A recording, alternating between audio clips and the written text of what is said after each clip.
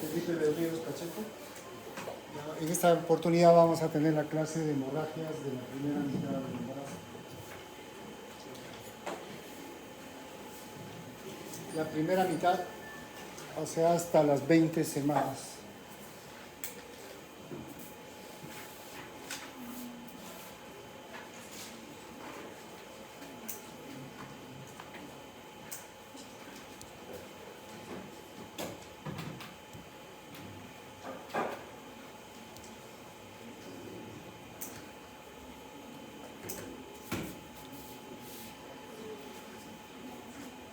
Hace mucho tiempo se hablaba de hemorragias del primer trimestre, segundo trimestre, tercer trimestre.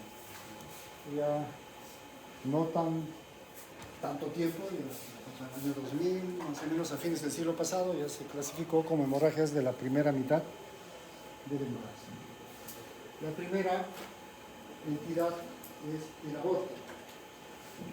El aborto viene a ser la finalización, es el término del embarazo antes de las 20, como ven ahí, o 22 semanas. Dependiendo con qué definición trabajen. Si trabajan con la definición de la OMS, dice 22 semanas. Si utilizamos la FIGO dice 20 semanas. Pero lo que los dos están de acuerdo es en el peso, que no debe ser más de medio kilogramo de peso del producto de la gestación. Y el aborto entonces puede ser espontáneo o puede ser provocado.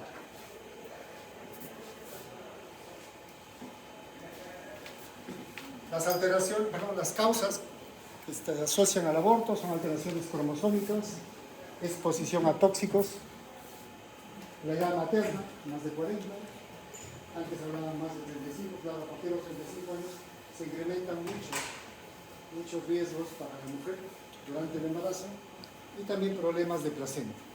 De todas estas causas, la más frecuente es la alteración cromosómica. Factores de riesgo. Factores de riesgo maternos, fetales. Y más adelante, cuando sigan viendo ustedes patologías obstétricas, siempre va a haber factores de riesgo, causas maternas, fetales y ovulares. Siempre se clasifican así. Entonces, factores de riesgo materno anatómicos, por ejemplo, un útero bidelfo, bicornio, tiene mayor riesgo de pérdidas, algunas alteraciones o malformaciones uterinas, infecciones, alguna enfermedad crónica o inmunológica, puede ser el síndrome antifosfolipídico, por ejemplo, desnutrición.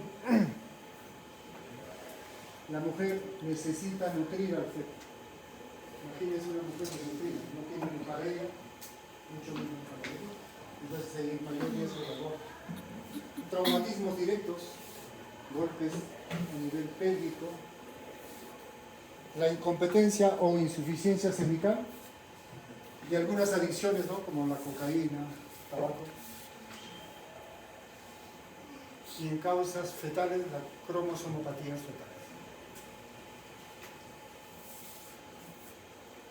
Tenemos alteraciones de los gametos. Ya hemos mencionado las causas maternas también. Las alteraciones hormonales. Las más frecuentes, ¿no? Tenemos trisomías, autosómicas, las 16, la 22, la 21, monosomías. Entonces, cuando hay un aborto espontáneo, la principal causa es las cromosómicas. Entonces, puede ser que una mujer vaya a emergencia sangrando, hacemos la ecografía y no podemos encontrar un embrión que tiene latidos, ¿no? Le damos tratamiento como una amenaza de aborto, se va a su casa y vuelve a los 2 días sangrando y después al producto. Entonces no me han dado ningún medicamento para que evite el aborto. La causa es cromosómica, como sabemos, que es inevitable. Y enhorabuena que suceda, ¿no? Porque imagínense si ese producto va a continuar. Va a tener malformaciones severas. Si solamente el síndrome de Down es una alteración leve cromosómica, no tiene que se puede tener muchas secuelas, en un lado severo. Cuando es un lado leve, digamos, inclusive hasta llegan a tener algunas condiciones. Se ha visto en algunas universidades. No es acá en el Perú, pero sí ha visto. Entonces, principal causa, la cromosómica. ¿Cómo clasificamos a los abortos? ¿Un espontáneo clínico o un aborto inducido? El aborto espontáneo clínico empieza como una amenaza de aborto. Primero una amenaza, luego el aborto continúa, sigue en evolución, el aborto en curso, y el aborto después es inevitable. Termina de expulsarse el producto de la gestación y es un aborto consumado que puede ser completo, si usó todo, o incompleto si quedan restos de todo. Aborto diferido o aborto, digamos, retenido, antiguamente llamado aborto frustrado. Es cuando finalizó el embarazo, no hay latidos cardíacos, pero permanece dentro del útero todavía el producto de la gestación. Aborto habitual, cuando tienen, por ejemplo, 3 abortos seguidos. Por supuesto espontáneo, ¿no? No vamos a hablar de los provocados. Y aborto séptico cuando este aborto se ha infectado. Abortos inducidos cuando es un aborto terapéutico. ¿Cuándo es un aborto terapéutico? Cuando la gestación es un riesgo mortal para la vida de la madre. Por ejemplo, una hipertensión pulmonar. Con el embarazo se va a complicar este estado y va a morir la paciente. Entonces ahí sí tenemos que producir el aborto, ¿no? Aborto legal en algunos países que está legalizado el aborto. Una mujer va a una clínica de aborto y procede a la evacuación del producto. Y bueno, en nuestro país hay muchos abortos clandestinos. Si ustedes van por el Girón Puno, van a encontrar,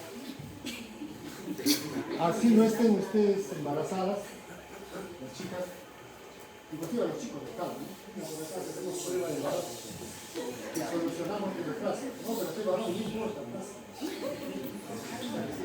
Yo le llamamos la cachina de la salud. Los exámenes de orina a veces los procesan. Una vez por un embarazo pedimos ácidos biliares y no lo hacen acá en Lima, como tal. Los laboratorios ellos toman la muestra y envían a Lima. Porque para procesar los ácidos biliares necesitan varias muestras para poder utilizar el reactivo. Entonces la señora se fue al Girón Puno y luego a la media hora regresa con su resultado.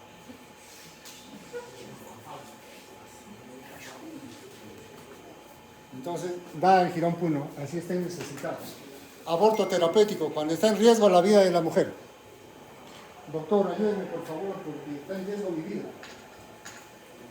Si eres joven, no puede ser un niño de embarazo. Doctor, estoy estudiando una carrera de salud. Ayúdeme por favor, porque está en riesgo mi vida. Pero solamente cuando está en riesgo la vida, en riesgo de muerte. Sí, mi padre me ha dicho que si no aborto, me va a matar. No es ese tipo de riesgo. El riesgo es cuando sea salud. Ahora, hay muchas maneras de prevenir el embarazo, ¿no? Entonces, si es una paciente, una mujer sexualmente activa, hasta ahí, pues, la píldora del día siguiente. Tiene relaciones hasta 72 horas. No pudo contenerse. 12 de la noche, el día sábado, y pues a las 7 de la mañana el domingo toman las pastillas. Pero hay parejas que a veces utilizan las píldoras del día siguiente toda la semana. Todas las semanas hay emergencia. Las píldoras son de emergencia porque pueden producir alguna alteración en el ritmo. Entonces, empezamos como amenaza de aborto: sangrado y o dolor. Luego viene el aborto inminente. Aborto inminente es cuando ya el cuello uterino se empieza a abrir y las membranas están limpias. Y el aborto inevitable es lo mismo, está dilatando el cuello uterino, pero al final no lo hace. En realidad los dos al final terminan en aborto. El aborto consumado, que viene a ser el incompleto, o el completo. El incompleto, como les dije, hay restos. Y la característica del aborto incompleto es que cuando se hace el tracto vaginal, el cuello uterino está abierto. ¿Por qué? Porque el cuerpo de la mujer quiere expulsar el contenido y permanece el cuello abierto.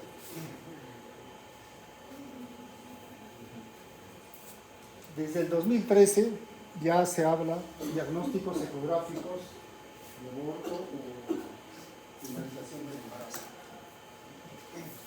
Son criterios absolutos por los cuales ya decimos, este embarazo ya se detuvo, ya no continúa. Entonces tenemos, por ejemplo, cuando hacemos una ecografía y encontramos un embrión con longitud corono-nalgas, corono-rabadillas, como quieran, de 7 milímetros o más, y no hay latidos cardíacos. Entonces le decimos, es una gestación no viable.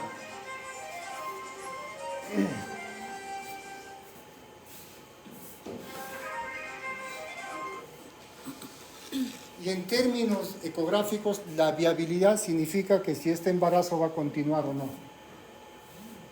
Pero en términos, digamos, desde el punto de vista de neonatología, un feto es viable cuando fuera del útero va a sobrevivir. 27, 28 semanas.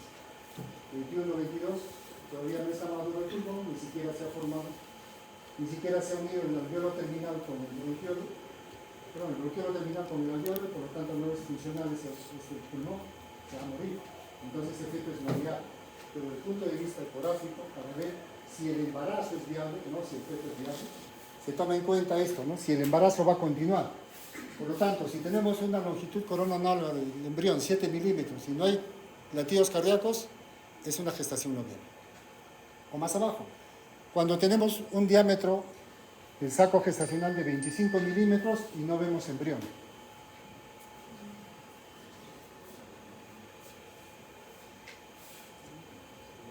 O ausencia de embrión con latidos cardíacos en una ecografía de seguimiento. 2 semanas después de identificar el saco gestacional sin saco uterino, u 11 días después de identificar el saco gestacional con saco uterino. O sea, por ejemplo, no sabemos cuánto tiempo de embarazo tiene la mujer. Si una chica se embaraza, de hecho que las chicas solamente se embarazan, por más que algunos varones quieran embarazarse, ¿no? Por más que sea la percepción que tengan. Entonces, tiene intimidad, tiene relaciones, se va a implantar más o menos a los 7 días después, en el endometrio, ¿no? Se une el espermatozoide con el óvulo y esto se conforma en un cigoto. Yo les decía a mis alumnos, cuando los veo sin leer, sin hacer nada, ¿qué están haciendo? Y dicen, acá todos cigoteando.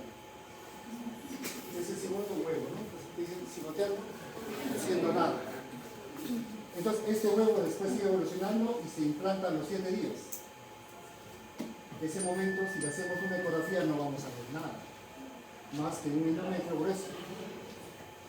Pasa una semana más, ya tiene 4 semanas de embarazo. Le hacemos ecografía, tampoco vamos a ver nada. ¿Cuándo vemos un saco gestacional? Si, por ejemplo, le hacemos ecografía todos los días, más o menos a las 4 semanas y media, recién vamos a ver un saquito gestacional pequeño. ¿Cuándo aparece el embrión? El embrión aparece cuando el saco gestacional mide 15 milímetros. Si encontramos un saco gestacional de 7 milímetros, todavía tenemos que esperar. Si encontramos a los 15 milímetros un embrión, está bien, no todos crecemos igual, ¿no? Ustedes se van a una escuelita de 5 años, hay unos más altos, otros más bajitos, otros más bajitos. Pues igual es un embrión, no todo el saco gestacional no crece. Por eso que se espera que este saco gestacional de 15 milímetros llegue hasta los 25. Y ahí sí o sí debe haber embrión. Si a los 25 milímetros no hay embrión, tenemos una ecografía que diga 30 milímetros no hay embrión, con seguridad decimos que esa gestación es no viable. O algunos le ponen el nombre de gestación anembrionada. O sea, que no hay embrión. Y hay que proceder a la evacuación.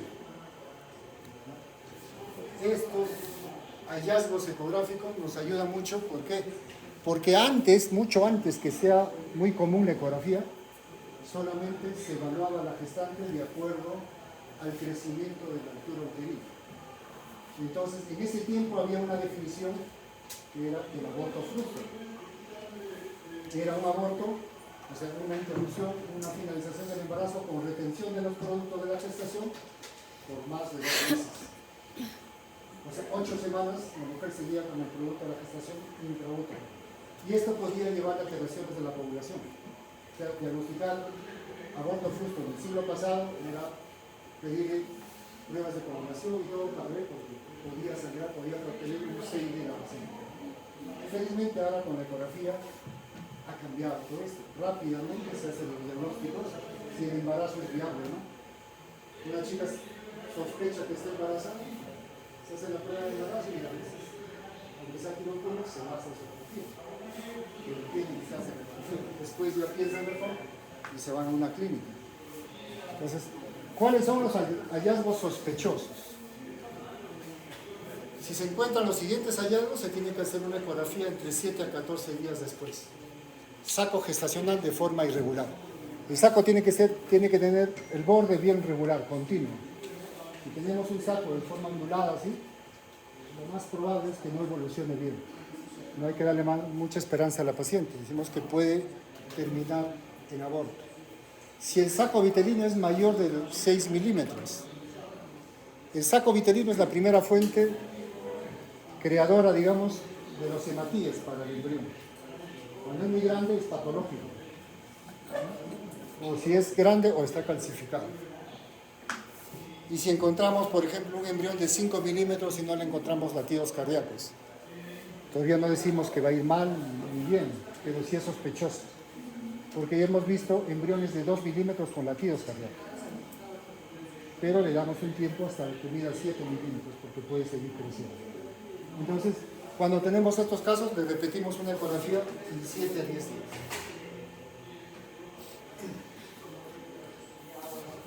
Entonces, la amenaza de aborto es sangrado vaginal con dolor o dolor pélvico, ¿no?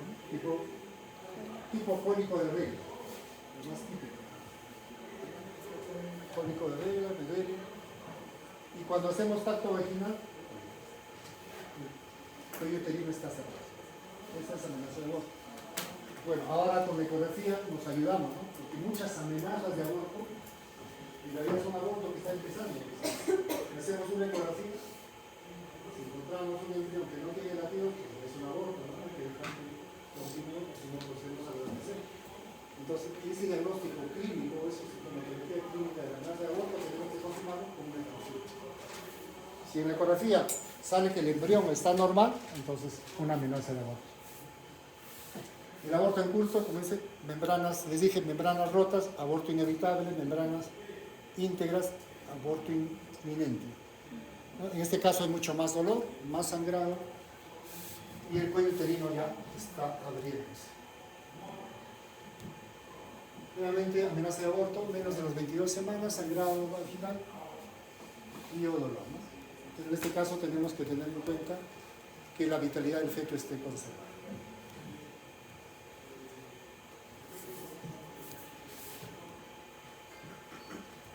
¿Cuál es el tratamiento para la amenaza de aborto? Muchas veces la amenaza de aborto tiene como principal causa una infección urinaria. Si tenemos una amenaza de aborto, hacemos un examen de orina y vemos si hay infección urinaria. Disculpen. ¿Aló? Sí, gracias.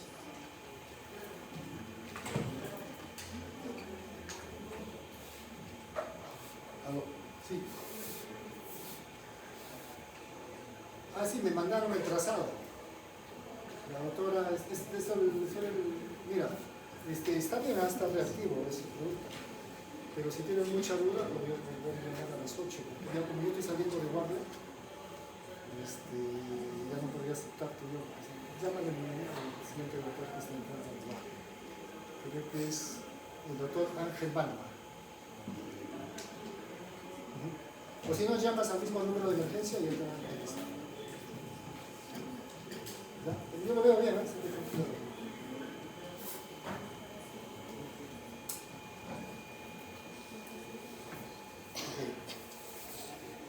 un médico general de Tarma hizo una prueba no estresante a una gestante y le salió así casi una línea. Pero en los últimos 5 minutos el feto despertó y empezó a moverse y está reactivo. Pero los primeros 15 minutos, ustedes ya han visto, ¿no? NST es una línea nomás, o sea, no tiene variabilidad y es preocupante.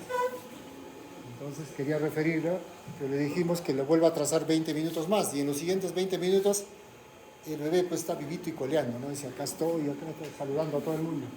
Pero como médico general se preocupa. Y es obvio, ¿no? O sea, cuando eres médico general no eres mandante. Yo le iba a acertar la referencia, pero como ya no estoy acá con ustedes, el otro colega le va a acertar, pero no está tranquilo, ¿no? Va a llegar hoy día, le hacemos la prueba en el hospital y mañana le damos el alta. O sea, vamos a hospedarla en el hospital nomás. Porque no había nada más. Siempre un NST que sale reactivo, hay que creerle, sí está bien. Cuando sale mal, no hay que creer, hay que repetirlo. Así de sencillo. ¿Por qué? Porque la sensibilidad es baja, en cambio la especificidad es mayor. Entonces, en la amenaza de aborto le damos tratamiento para la infección urinaria, que es la causa más frecuente, y luego, ¿qué hacer? Algunos le dan tratamiento hormonal con progestágeno, o progesterona micronizada, que ahora tenemos, y reposo, ¿no? Reposo absoluto. Hay otros más radicales, dicen que no, en la amenaza de aborto solo reposo absoluto. Solo si hay infección urinaria, nada más. ¿Qué es reposo absoluto? Se casa, pues, descansar. No actividades físicas, no relaciones, nada. Entonces, tiene que tranquilizarse. En caso de aborto, ya hemos dicho, si en caso es un aborto inminente, tenemos que ver que sea un aborto que haya terminado, que sea consumado. Entonces, hay dos tratamientos, tratamiento médico y tratamiento quirúrgico.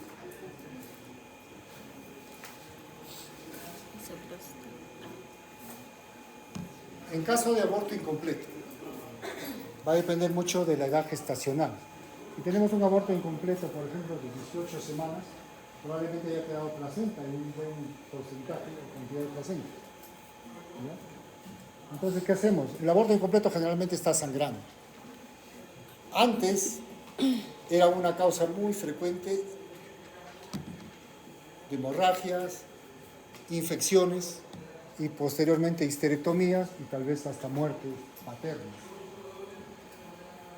Porque como los abortos la mayoría son clandestinos, entonces antes había unas prácticas para producir el aborto que eran muy cruentas, ¿no? Que siguen siendo cruentas. Colocaban una aguja, mediante una aguja intraútero hipersódico. Es como que si ustedes estuvieran un día en agua de mar, ¿no? Completamente un día. Y como cuando ustedes se van a la playa, salen del mar todos arrugados, ¿no? Imagínense ese bebé. Y luego toda esa cantidad de electrolitos producía irritación uterina, la irritación uterina contracciones y terminaba en expulsión. O si no, dilataban el cuello uterino, metían la pinza, jalaban lo que podían, pasaban un pie, una mano, lo que encontraban, y los dejaban así. Unos días después, infecciones, llegaban a los hospitales con infecciones. ¿No? Entonces, pero cuando hay aborto incompleto, o sea, llegamos, vemos a la paciente, tenemos que pedirle primero el ABC, ¿no? Ver la vía, si está bien la paciente, la vía aérea, luego la vía endovenosa para encontrar fluidos. Solicitamos, hacemos la ecografía para ver qué cantidad tiene dentro del útero de restos, su hemograma, hemoglobina, tiempo de coagulación, porque va a entrar a sala de operaciones, ¿no? Para dos cosas, para legrado uterino o si no para AMEU. AMEU viene a ser la aspiración manual endouterina.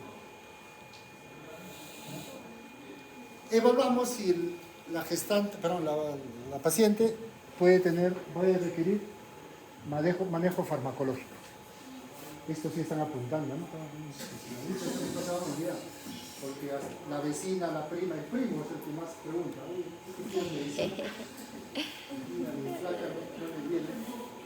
Entonces, ¿qué puedo utilizar? Entonces, el aborto incompleto se puede manejar de manera farmacológica con 600 gramos de misoprostol vía oral, ¿no? O puede ser vía sublingual, dosis única, y luego se le hace seguimiento ecográfico cada 2 días para ver si es expulsado. Para un aborto incompleto mayor de 14 semanas, ahí sí tenemos que hacer 400 miligramos sublingual, vaginal o vía oral cada 3 horas, ¿no? Y se puede repetir la dosis según necesidad.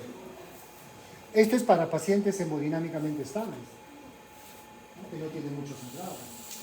No le vamos a poner tratamiento médico a una paciente que tiene un aborto incompleto y se está chocando, ¿no? Tenemos que proceder a sacar las membranas para que pare el sangrado. Entonces, este es el tratamiento. ¿Qué efectos produce el misoprostol? Acuérdense, chicos, las chicas nunca lo utilizan.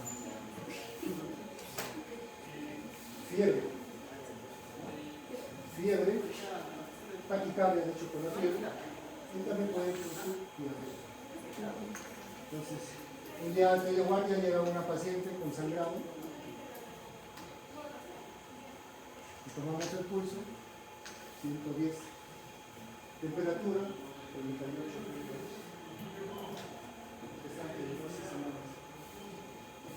Examino y 2 tabletas de misoprostol en la cavidad vaginal. Se había tomado su misoprostol, 2 tabletas y 2 se había puesto, pero le indicaron mal, le hubiesen dicho que se espere un poco más para que nosotros, cuando llegue al hospital, nosotros terminemos su trabajo. Porque muchas llegan así ya con aborto incompleto y es difícil demostrar si ha sido tratado o no, y nosotros pues tenemos que atender toda la advertencia, ¿no? En este caso, esta chica saqué las pastillas y le mostré al papá que estaba bien y que mire, esto saca la cara, va a tener que pasar a cobranza, porque el seguro es para que cuide la salud del asegurado. Si un asegurado se sufre alguna lesión, el seguro la atiende, pero después le cobra. Por ejemplo, si alguien se suicida, el pago sí, la atiende, pero después se cobra. Si alguien se revoca el aborto, también. Pero a veces es difícil demostrar. Ayer llegó una señora de 26 semanas, se había tomado 2 pastillas de misoprostol en la noche, y cuando viene el día siguiente a las 8 de la mañana, se había colocado a las 6 de la mañana 2 tabletas de misoprostol para perder ese producto. Nace con 26 semanas, los neonatólogos le han atendido y lo han salvado. Y ahorita está intubado. Pero como es pequeño, todavía está. Entonces, para hacer el certificado, tiene que poner el certificado en el apellido del papá, pero que no es el esposo de la señora. Entonces, por eso es que se había tomado su pastilla, ¿no? Ahora va a tener un bebé, de repente con muchas secuelas, porque el oxígeno le va a producir ceguera, ¿no? Sordera y todo. El bebito está vivo, ¿no? Qué indignación, ¿no?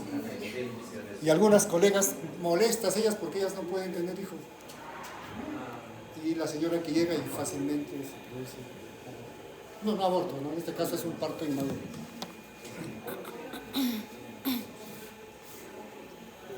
En caso de tratamiento quirúrgico, podemos hacer AMEU o legrado uterino instrumental. El AMEU es para úteros más o menos de 11-12 centímetros. Es una técnica muy fácil de hacer. Inclusive se puede colocar con anestesia local, ¿no? Se coloca anestesia paracervical y se progresa la evacuación, ¿no? Se puede hacer hasta 12 semanas de embarazo. Se recomienda que después de 12 semanas se haga legrado. Pero en la práctica a veces después de las 12 semanas expulsa el producto, quedan restos pero el otro se reduce de tamaño. Y se puede hacer a medio, dependiendo de la experiencia del que lo hace. Pero estos dos procedimientos se pueden hacer. Ese es el equipo de AMEU. Arriba está la tableta de misoprostol. Segundo está la jeringa de Karman, que es la jeringa a presión negativa para aspirar. En el extremo de abajo se coloca una cánula que esta cánula ingresa al útero y con la presión negativa aspira. Esa cánula es de material sintético, de plástico. Y acá abajo sí está la legra, ¿no? Que parece una cuchara, por eso muchos dicen cuchareo, le dicen, porque parece una cuchara. Para hacer un legrado sí se tiene que dilatar el cuello uterino. Ahí, por ejemplo, ha ingresado una legra, ¿no? Y para hacer el grado tenemos que saber hacia dónde está el útero, si está anteverso, si está adelante o está hacia atrás. Porque si no sabemos a dónde está, no sabemos para dónde meter la legra. Y hay algunos residentes que se pasan, pues, ¿no? Atraviesan el útero, o sea, se han pasado el útero y han perforado. ¿Qué hacer en ese momento? A veces sangra mucho, que puede terminar en histerectomía. En cambio, con las cánulas de Abreu, es bien raro que se produzca perforación.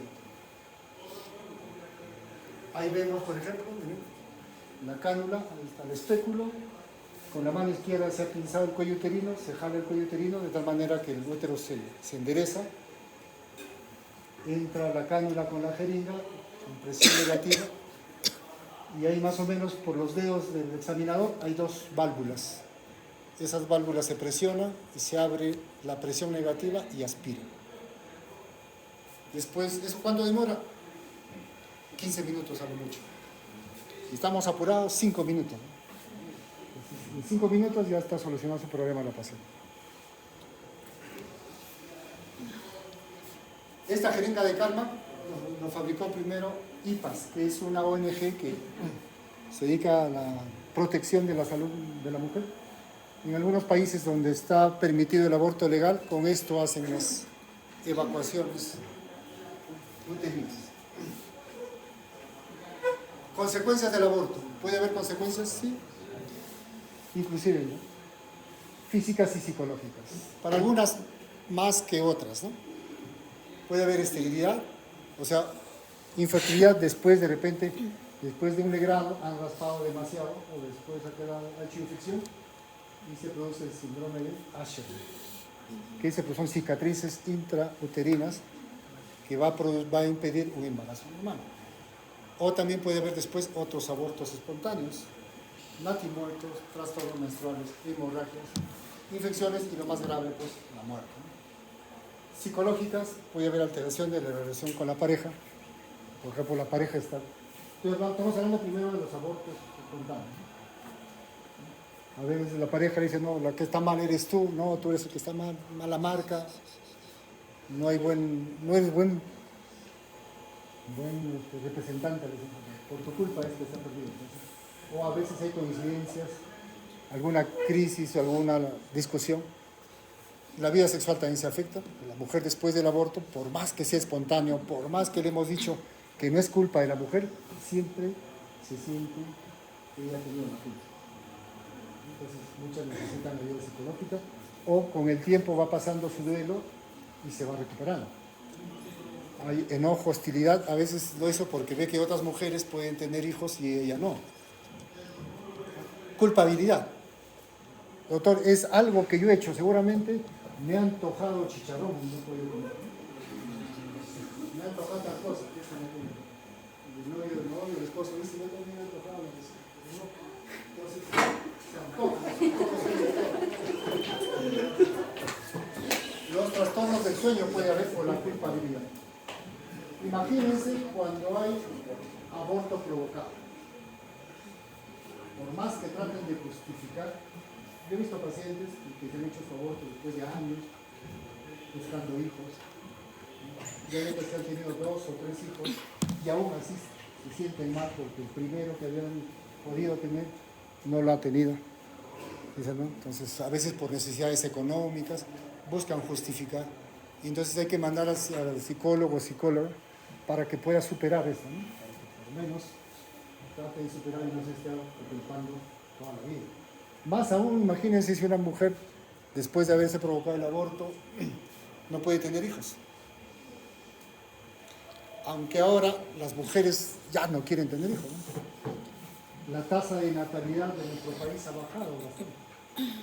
Si hablamos de los años del siglo pasado, 1960, 1950, la tasa de natalidad era 4, 5, 6, digamos. O sea, por cada mujer, 4 o 5 hijos. En los años 70, un poco menos. 80, menos. A partir del 90, cuando empezó la planificación, ligadura de trompas, así, con el gobierno que estaba de turno en ese momento, bajó más. Y ahora estamos en 1.8. O sea, 1.8 niños por cada mujer. O sea, ni siquiera dos. Y para el año 2035 dice va a ser más o menos entre 0.8 o 1. Como lo que está sucediendo ahorita en Costa Rica y en Chile. 0.8 niños por cada mujer. O sea, tienen que juntar 5 mujeres para que haya 4 niños. Más o menos así. Es que en estos países hay mujeres jóvenes que no quieren tener hijos y se hacen su ligadura de trompa.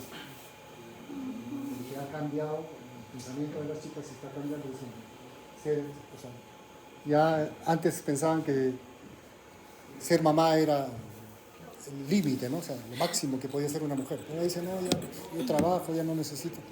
¿Para qué necesito un bebé? Está cambiando. En Europa hay pocos niños. La gente sale a pasear en su cochecito y ahí está un perro, un gato. En Lima hay una gran cantidad de veterinarios. Acá en Huancayo también.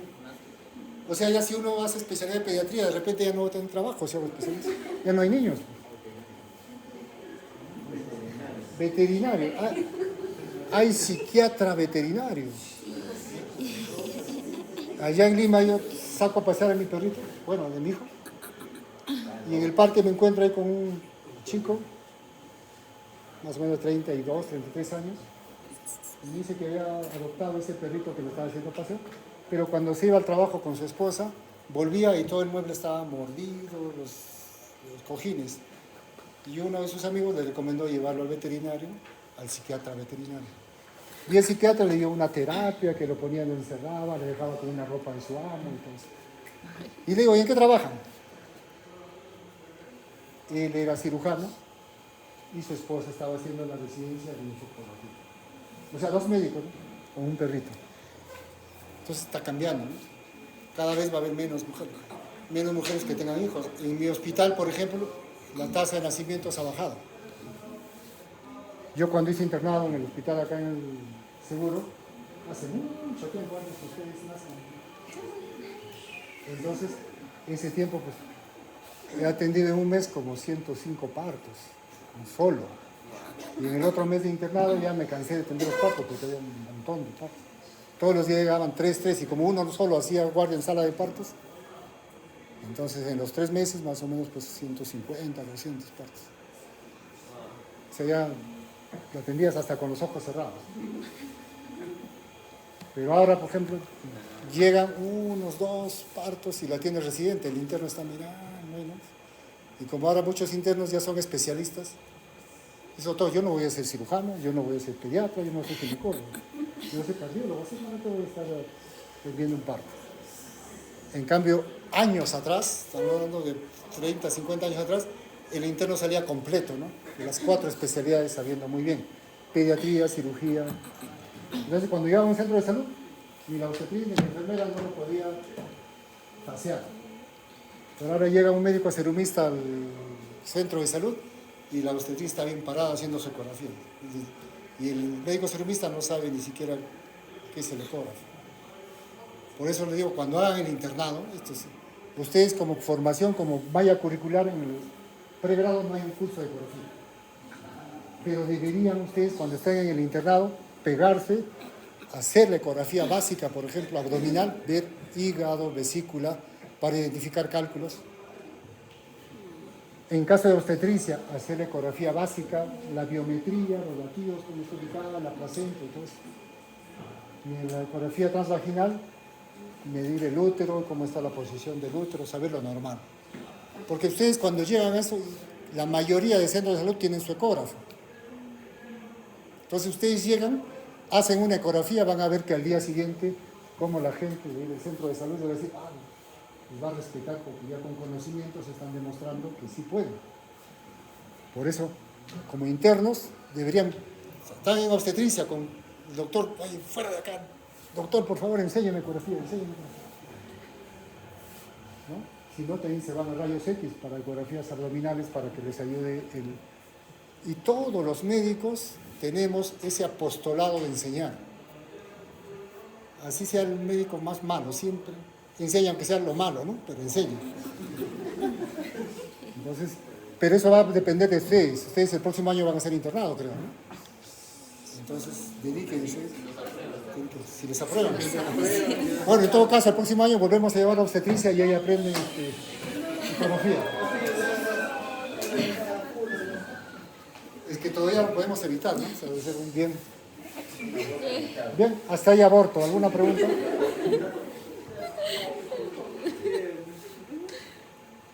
Por ejemplo, en el hospital, a veces en el interno de medicina, que son 2 chicos de la Conti, rotan en emergencia. Y en emergencia tenemos un ecógrafo. Y ahí está con el residente, está con el asistente. Entonces, yo cuando estoy, por ejemplo, con la interna, digo, empieza a hacer ecografía. ¿Qué has leído? Entonces, ya doctor, he leído tal cosa, empieza a hacer la biometría, medir la cabeza, los latidos cardíacos, abdomen y todo esto. Entonces, que se haga unas 30, 40 ecografías ya les va a quedar. Y es como aprender a manejar bicicleta. Una vez que manejan, ya no se van a olvidar. Pero eso ya depende de ustedes. Yo digo, en la currícula de medicina debería haber un curso de ecografía. Como antes nosotros llevábamos un curso de radiología. Antes era un curso de radiología y nos hacían ver un montón de placas. Por eso yo he visto fractura de coles, luego cuando veíamos pulmón, cuando era una neumonía, cuando no era una neumonía. Pero ese tiempo pues el ecógrafo no estaba tan difundido como ahora. Pero ahora ya hay ecografía en todo sitio, ¿no? Hay ecógrafos inclusive portátiles, como un celular que se conecta vía Bluetooth a tu celular y hace la ecografía. ¿Cuánto está? 3.000 soles, 3.500. O sea, para el médico familiar, por ejemplo, que va a ir de casa en casa, puede ir con su ecógrafo, ¿no? Bien, entonces, ya que no hay preguntas de aborto, pasamos a lo que es embarazo ectópico.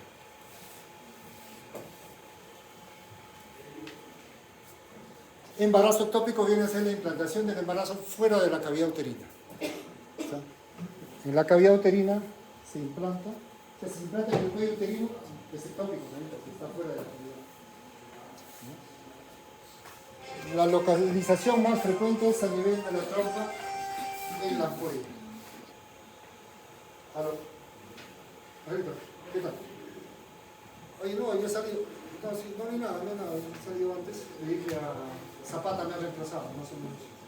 Una hora antes. Iba a llegar. Ahí, escucha, yo te hice un chatito. Ahí. No, va a llevar una referencia en una amenaza de parto pretérmino de 35 semanas. Pero así, nada más.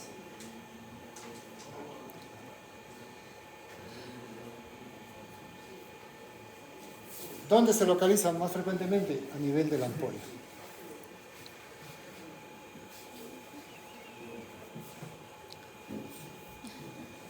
Más o menos 1 a 2% de todos los embarazos puede ser embarazo ectópico. O sea, 1 de cada 100 embarazos. Aumenta más con los procedimientos de fertilización in vitro, por ejemplo. A veces ponen 2 y uno se pasó y se fue a la planta. Entonces, la recurrencia. Si tenemos un embarazo previo, hay hasta 15% más de probabilidades de que en el siguiente embarazo tenga otro ectópico. Y si hay 2 ectópicos previos, puede llegar hasta 30%. En algunos textos antiguos hablaban de que después del primer ectópico había 30% de probabilidad de otro ectópico. ¿Pero no? O sea, un episodio de embarazo ectópico, hasta 15% de que se pueda repetir. 2 episodios de embarazo ectópico, 30%. Mortalidad materna, miren, puede causar hasta 6% de muertes maternas. ¿Y qué es una muerte materna? Una mamá que se muere, sí, pero ¿por qué es tan significativo? ¿Por qué es tan importante? ¿Por qué no hay muerte paterna? Nosotros en casa, los mujeres. No hay muerte paterna, a pesar que dicen que muchos trabajan de noche en noche todos los días. ¿Por qué es tan importante la madre? Estoy hablando de la madre, ¿no? De las chicas nada más. Porque la madre es la que da las primeras atenciones a una persona en los primeros años. Una madre es, digamos, el núcleo del hogar. y el núcleo de la familia. Y la familia es la base de la sociedad, como dice la Constitución. Entonces, una muerte materna, una tasa de muerte materna elevada viene a ser un indicador de un nivel sociocultural económico de un país. Si un país tiene una baja tasa de muerte materna, quiere decir que tiene un buen nivel sociocultural y económico, porque pueden mantener bien a sus mujeres gestantes o a sus mujeres mamás, ¿no? Hace años nuestra tasa de muerte materna era alta, bien, ha bajado, pero todavía sigue siendo más o menos moderadamente alta. No tengo ahorita las cifras, pero sí ha bajado. Chile nos lleva de encuentro porque su tasa de muerte materna es mucho menor. Bolivia sí es más que nosotros.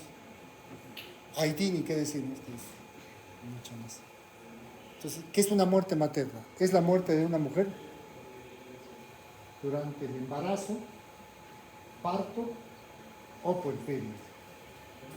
O sea, hasta los 42 días. Si una mujer se muere, es una crisis, se mueve todo. Hay una investigación del Ministerio de Salud, si es una muerte en el seguro llega a Lima, a la gerencia, todo un conversatorio, donde hubieron las fallas para que se produzca esa muerte materna. Y si es en algún sitio, hasta ahí despidos de personal, cuando haya habido alguna, digamos, mala praxis o mala atención de la gestante. O sea, es una tasa de muerte, pero la muerte es durante el embarazo, parto y puerperio, independientemente de la localización del embarazo. Por ejemplo, en este caso, embarazo ectópico, no está intraútero, pero se rompió la trompa y se desangró internamente la mujer, shock hipovolémico y se muere. Muerte materna. Un aborto incompleto, que también sangró mucho y se murió, muerte materna. Un aborto infectado que por sepsis se muere la mujer, muerte materna. Una gestante con preeclampsia que se muere, muerte materna. Una mujer que muere después de un parto debido a una hemorragia postparto, entonces todo eso tendría que cuidar. Y el embarazo ectópico, hasta 13% de causas de muerte materna. Los sitios del embarazo. Lo más frecuente hemos dicho que está a nivel ampular, es a nivel de la ampolla.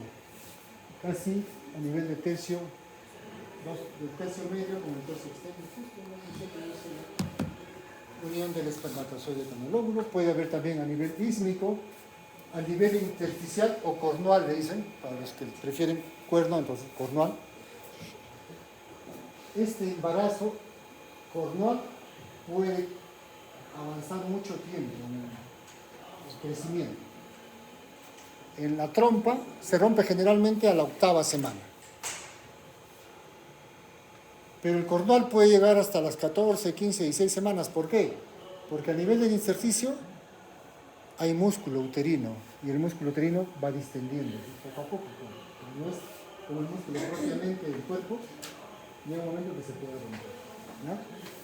También puede haber a nivel de ovario, que es poco, y lo más grave es a nivel cervical, ¿no? Porque a veces el sangrado ahí no hay cómo parar.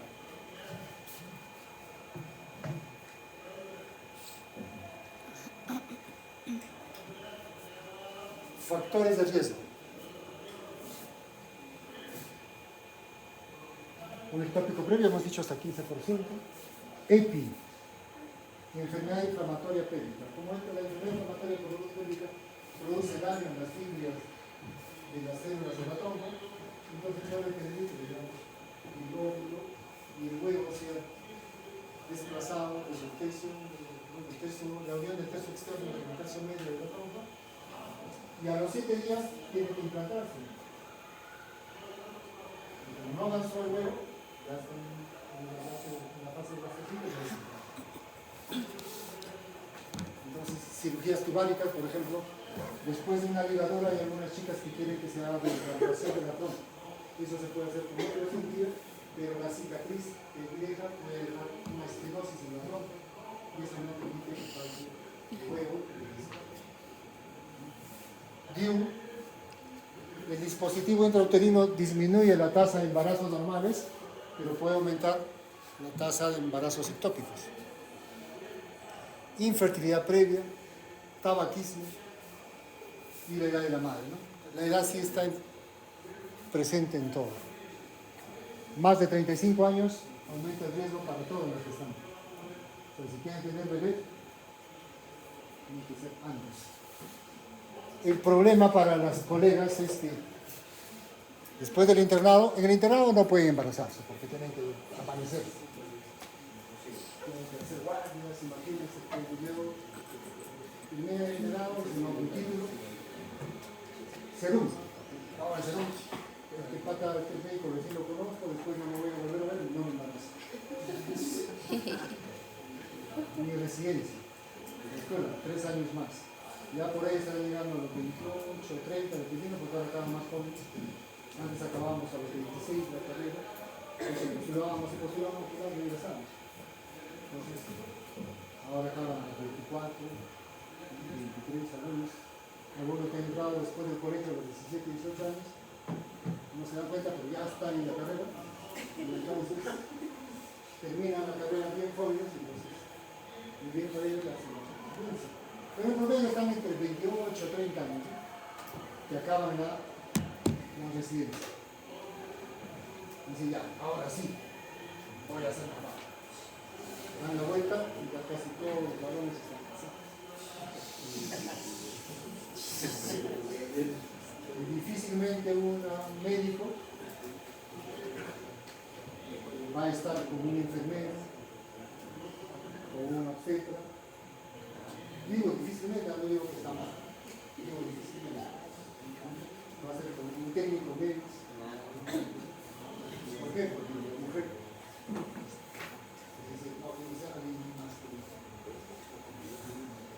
entonces ese es el problema. En cambio, un médico o un interno está fastidiando inclusive a la chica de ciencia de limpieza.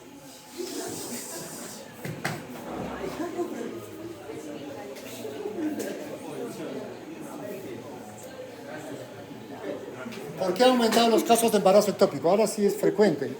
Cuando yo hice mi internado he visto 2 casos de embarazo ectópico, pero ahora creo que cada mes me un embarazo ectópico. ¿Por qué? Porque hay mayor infecciones uráricas, hay mayor casos de infecciones pélvicas. Ustedes saben que las infecciones pélvicas es por el número de parejas sexuales. Entonces, ha aumentado también que las chicas, muchas, no todas por supuesto, las mujeres tienen más parejas sexuales. Entonces, aumenta la EPI. ¿No?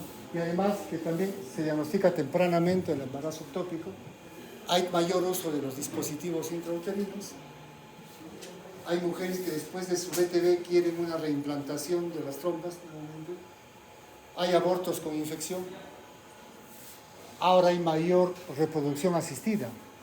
Antes aproximadamente estaría la reproducción asistida, o sea, fertilización in vitro de $15,000, ¿no? Ahora ha bajado, está más o menos 22.000, 25.000 soles. Acá en Huancayo hay 2 centros de fertilidad. Va una chica de 38 años y le dicen, no, tus óvulos ya no dan más. Tiene que ser óvulos nuevos de una chica de 20 a 30 años. No, quiero mis óvulos. Pues está bien, podemos hacer con tus óvulos, pero el éxito es menos. En caso de infertilidad, por ejemplo, si utiliza una mujer joven sus óvulos, el éxito es 50%. O sea, de 100 mujeres que se hacen FIP, en las mejores condiciones, mujeres jóvenes, 50% logran embarazarse. Cuando pasan los años después de los 35, va bajando el éxito. 40 ya pues casi nada, ¿no? Por eso piden óvulos donados.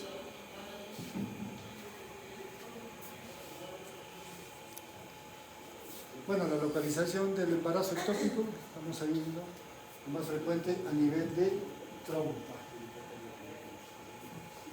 ¿Cuál es el cuadro clínico? Lo primero, que hay un retraso menstrual. Luego puede haber sangrado. El útero puede ser menor al tamaño que corresponde para el tiempo de embarazo. A la movilización del útero de las trompas es doloroso. La subunidad beta o alguna proteína coriónica es baja. Y si está sangrando puede haber anemia, hipotensión y taquicardia. La idea es diagnosticar antes que haya complicaciones. Entonces, ¿Qué pasa? El trofoblasto va a producir citólisis a nivel de la mucosa tubárica, penetra la capa muscular, distiende la trompa y la rompe y empieza el sangrado. ¿Cómo evoluciona un embarazo ectópico? Puede evolucionar en aborto tubárico, es decir, está en la trompa, en la ampolla, y solo sale, sangra un poco y se detiene. Lo que cayó en la cavidad abdominal se reabsorbe. El epíclono lo reabsorbe. Y si hay rotura uterina, rotura tubárica, porque el trofoblasto ha penetrado y ha necrosado, roto la pared tubárica.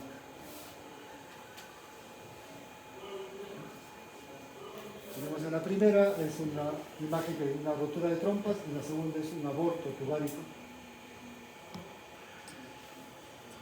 Y más abajo está una rotura de trompas que se ha ido hacia el ligamento. Es poco frecuente. El aborto tubárico también puede provocar sangrado.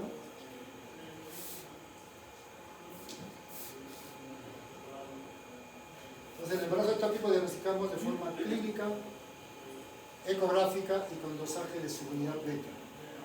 Ahí tenemos una ecografía, por ejemplo, inclusive con embrión. Diagnóstico diferencial, siempre el aborto espontáneo, un quiste a pedículo torcido por el dolor, EPI, que tenemos que tener en cuenta, apendicitis aguda, una infección urinaria.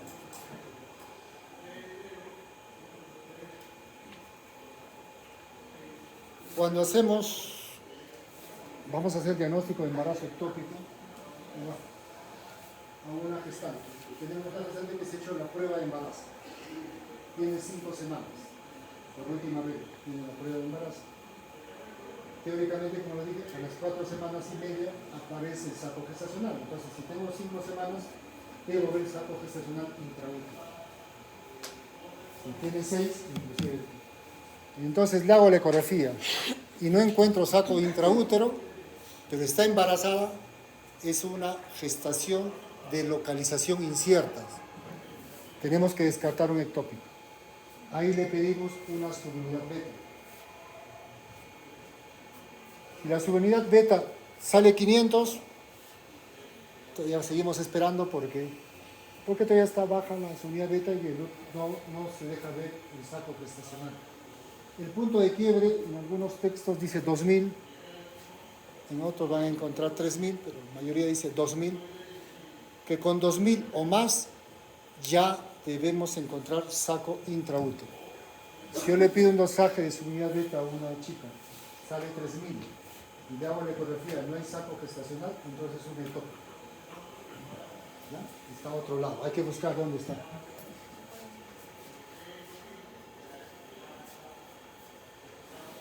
El tratamiento para el embarazo ectópico puede ser expectante, como esperar, que es muy raro, ¿no? O sea, esperar cómo evoluciona, porque puede ser un aborto tubárico, si es un aborto tubárico, ahí queda. Entonces, como si estuviéramos jugando con la ruleta rusa, ¿no? ¿Qué tal si sangra demasiado y por qué no he actuado antes? Entonces, el expectante no se utiliza con frecuencia, pero el tratamiento médico con metotrexate, que es un antimetabolito para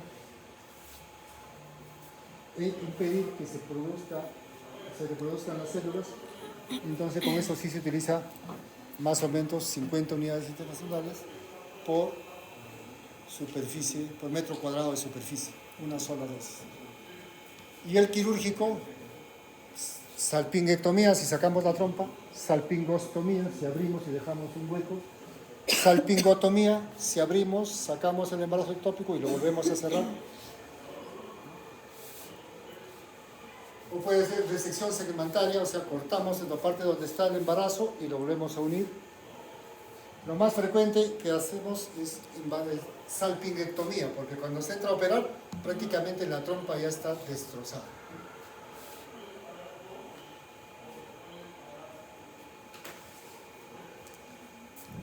Entonces, si es una paciente que está descompensada, hemos tenido pacientes que han ido a emergencia, todas pálidas y de pronto en emergencia se han desvanecido. Trauma shock, entran a trauma shock, presión, hipotencia, pálida, vía y todo, abdomen distendido, líquido en cavidad, ectópico, ¿no? A sala de operaciones. O sea, lo que tenemos que hacer es corregir que tiene que estar hemodinámicamente estable. Si está descompensada, corregir el shock. Entramos a cirugía, hacemos una salpingectomía, va a depender del momento, ¿no? Si se puede salvar la trompa, se puede hacer una salpingostomía, si no, termina en salpingectomía. Luego, si tenemos un embarazo abdominal, que es muy raro, se sacaría solamente al feto y se deja la placenta para que se reabsorba posteriormente con tratamiento con metotrexato. Menos durante mi práctica, en 20 años de ginecólogo que nunca he visto un embarazo ectópico abdominal. He visto cornual, he visto cuello uterino y todo lo demás, pero se reporta que si es abdominal, quiere decir que la placenta está en el epíplon o está en el mesenterio, entonces no podemos sacar la placenta. Se deja ahí la placenta para ir a observarle y luego darle tratamiento con quimioterapia.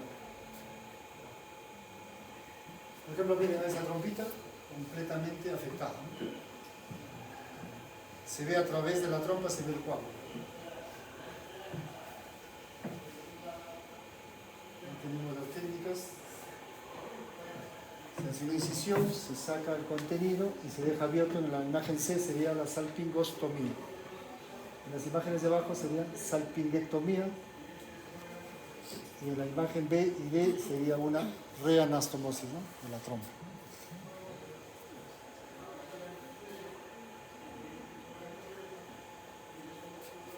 Localizaciones raras, abdominal, ovárica y cervical.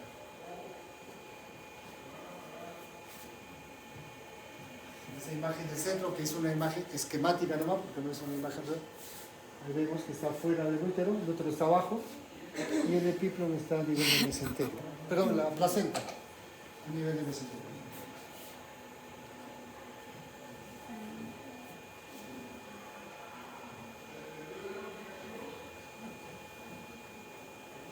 Tenemos acá una imagen ecográfica. Miren, el útero está a la derecha y hacia el lado izquierdo está la trompa, un embarazo con un embrión. Si queremos dar metotrexate como tratamiento médico, la subunidad beta tiene que ser menos de 5000 para que haya éxito. Tiene que ser el tamaño de la tumoración menos de 3 centímetros. Y que no tiene que haber embrión activo. Porque si hay embrión activo, lo más probable, lo más seguro es que no responda al tratamiento. Entonces son indicaciones claras. La vez pasada dimos tratamiento con metotrexate a una paciente con embrión activo. Bajaron sus niveles, entró con 10.000. Vimos, a los 72 horas bajó a 8.000. Se le hace nuevamente la ecografía, ya no había latidos cardíacos. Le dimos de alta. Una semana después viene ya con su trompa rota. Tuvo que entrar a sala de operaciones. Bien, hasta ahí el embarazo ectópico.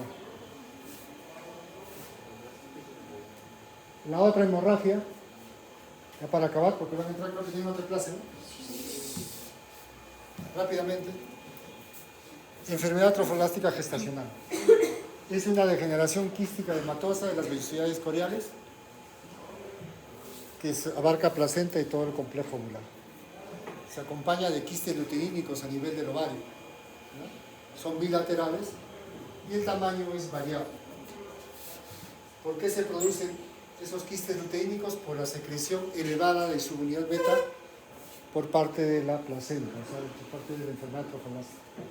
La clasificación son mola hiatiforme no invasora, mola hiatiforme invasora, coriocarcinoma y tumor de sitio placental. La mola aumenta con la edad, o sea, hay mayor riesgo con la edad y con la paridad. A mayor número de embarazos, mayor riesgo. Hay factores genéticos, socioeconómicos, culturales que pueden contribuir al desarrollo de la mola.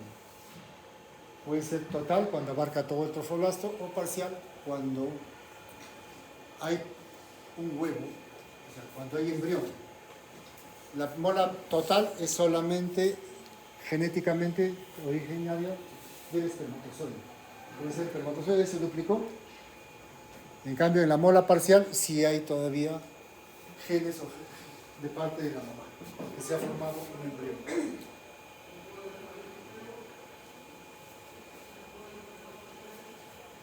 Tenemos un feto vivo a un lado y la mola. Ecográficamente se ve así como panal de abeja. El útero crece más rápido de lo normal, la subunidad beta se eleva demasiado, puede haber náuseas y vómitos porque es consecuencia de elevación de las hormonas.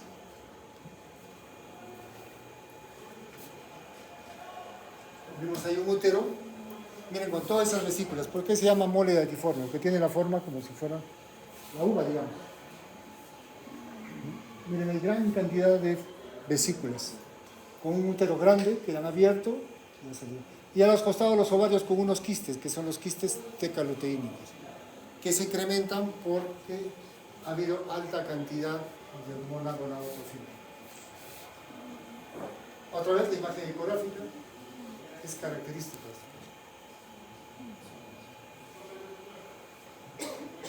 ¿Cuáles son los síntomas? Vómitos, decaimiento, puede haber anemia por el sangrado, y te dice algunos síntomas de hipertiroidismo, porque al elevarse la hormona gonadotrofina, la unidad alfa, bueno, la beta es específica de la hormona, ¿no? Pero es muy parecida a las hormonas estimulantes de la tiroides. Puede estimular la tiroides y puede producir hipertiroidismo. Hay temblor, sudoración, puede haber síntomas de preeclampsia, sangrado. El útero característicamente es mayor que el tiempo que le corresponde por la menorrea. Si tengo una gestación de 10 semanas, el útero puede parecer de 16, 18 semanas. No hay movimientos fetales, no hay latidos cardíacos. A nivel de los ovarios está aumentado el tamaño por los quistes tecaluteínicos y puede expulsar vía vaginal las vesículas. Y la subunidad beta también está muy elevada. ¿Qué hacemos cuando diagnosticamos esto? Tenemos que proceder a la evacuación, ¿no? Que puede ser por aspiración o legrado. No se recomienda utilizar oxitocina antes de la expulsión, porque puede provocar embolia. Entonces, producimos o hacemos el tratamiento con la evacuación. Primero se pide, antes de evacuar, un dosaje de subunidad beta. Luego se evacúa y luego ¿para qué se pide antes? Para tener un basal, y luego esto tiene que ir negativizando a medida que después de pasadas semanas, porque si no tenemos esa basal, no vamos a poder saber si está bajando o no. Porque si vuelve a subir después de haber evacuado, quiere decir que puede ser que haya quedado enfermedad o sea un coriocarcinoma. El tratamiento, se hace un tratamiento preventivo de coriocarcinoma, puede pasar la quimioterapia, y post evacuación el control es por un año. Evitar un nuevo embarazo, y para evitar un nuevo embarazo tiene que recibir anticonceptivos, porque un embarazo, si se embaraza no vamos a poder saber si la subunidad beta del nuevo embarazo es la que se está elevando o es que todavía hay trofoblasto del embarazo anterior que está elevándose, o un coriocarcinoma. Entonces, anticonceptivos orales. Hay un control de estado general, y los valores de gonadotrofina se hace cada semana hasta que negativice, luego cada 2 meses que siga negativo por un año. Se evacúa, se hace dosaje cada 2 semanas, cada 2 semanas debe ir bajando el dosaje, negativiza, y luego se hace cada 2 meses por un año, y listo, se da el alta a la paciente. Creo que esta es la última. El coriocarcinoma, ahí está el doctor, falta, ya nos pasamos un minuto, esto es rápido.